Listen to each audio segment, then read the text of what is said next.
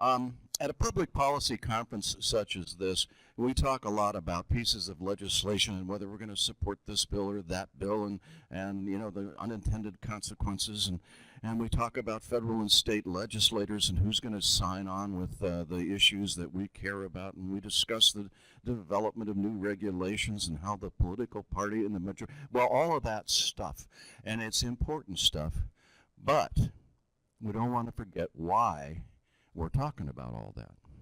And the why, of course, is the people with intellectual and developmental disabilities that we serve. The people with cerebral palsy who need help getting dressed each day, and the people in wheelchairs who have to be patient and wait to be loaded on a van and strapped in so they can go to their day programs. And it's their moms and dads and brothers and sisters that are all working for those people and helping them live their lives day to day. And to make the point, to kind of bring it home, as they say, the organizers of this conference wanted to have some of us tell their story, why they're involved. And well, I drew the short straw. So here's my story about why the ARC organization is so important. My wife Linda and I have lived a pretty good life.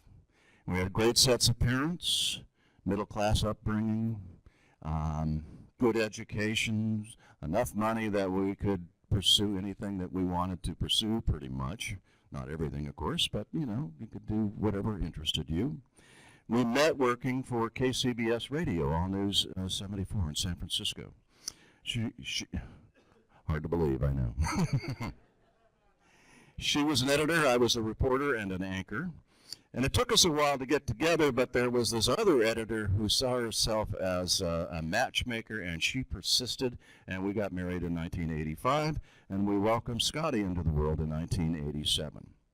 He was a cute little guy, but Linda and I, me being an only child and Linda being the youngest of three, didn't have a whole lot of experience with babies, so development, how they're supposed to develop, wasn't on our radar screen. But we had our moms and dads around, and it turns out it was my mom who called me at work one day, about 8 months after Scotty was born. And for her to call me at work, something was up. And I picked up the phone, and she said, "You got to get help for that kid. He is not reacting like he should. He should be looking us in the eye. He should be reacting to what we're doing, and he's not doing any of that." Well, we took him to a pediatrician, the regular one. Of course, that wasn't much help, so we arranged to go to Children's Hospital in Oakland, and it took a specialist there about 10 minutes to diagnose Scott with cerebral palsy. Scott later developed seizure disorder. Man, that's scary. Anybody seen their kid do that? Yeah, first time that happens, holy mackerel. Well, this kind of stuff just doesn't really happen to us. So it was difficult to accept the diagnosis, although we came pretty close to doing that relatively quickly. I mean, you just have to do what you've got to do, of course. Little tougher was getting over the notion that, well, yeah, one of these days he'll get well. And that didn't happen, and as it turned out, Scott never rolled over, he never talked, he never sat up or anything. In search for a program, we found the First Step Children's Center at the ARC of Alameda County. And I always say, not the greatest play equipment in the world, and some of the crayons were pretty well used, but boy, you could never, ever in the world find better people to take care of your kid. Teachers, Donna and Robin, even gave him a nickname. There was another little kid named Reuben, and Reuben started calling Scotty Scotty Skins for some reason. Not sure why. I think it has to do with maybe his parents were putting kins on the end of names. You ever heard of that? Hey, Bobbykins, how you doing? I don't know. That's just a theory. But anyway, he was calling him Scotty Skins. So Scotty became the Skins pretty quickly. And I would pick him up after work, and Robin would come out and give me the report of the day and say, yeah, the Skins had a great day today. And somehow having a nickname for a kid that was probably never going to get one from certainly being on a team where you kind of get nicknames, it kind of gave the whole situation a little bit of normalcy that was very much appreciated. Well, the Skins outgrew First Step. They went to public school.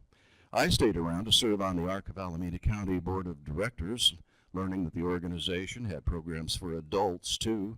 I was on the board for like 15 years. then worked for the organization as a communications consultant for another 9 years, and retired last November. Still a volunteer, though. Scotty passed away in 1992. We miss him, of course, and our lives have been forever changed because of it, and I think for the good. Linda and I are probably more empathetic than we ordinarily might have been. Heck, I wouldn't be here probably. I can't imagine my life not knowing Jordan and Pat Hornbecker and Tim Hornbecker and Tony Anderson and all the people that you come in contact with, all the great people that you come in contact with at the Ark. We're certainly much more aware that things can go wrong, and we're grateful each day for things that go right.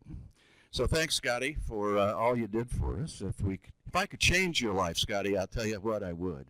But I certainly am grateful for all the lessons that you taught us just the way you were. So hanging with the Ark, like I say, this community grabs you and never, ever, ever, ever lets you go. And that is my story.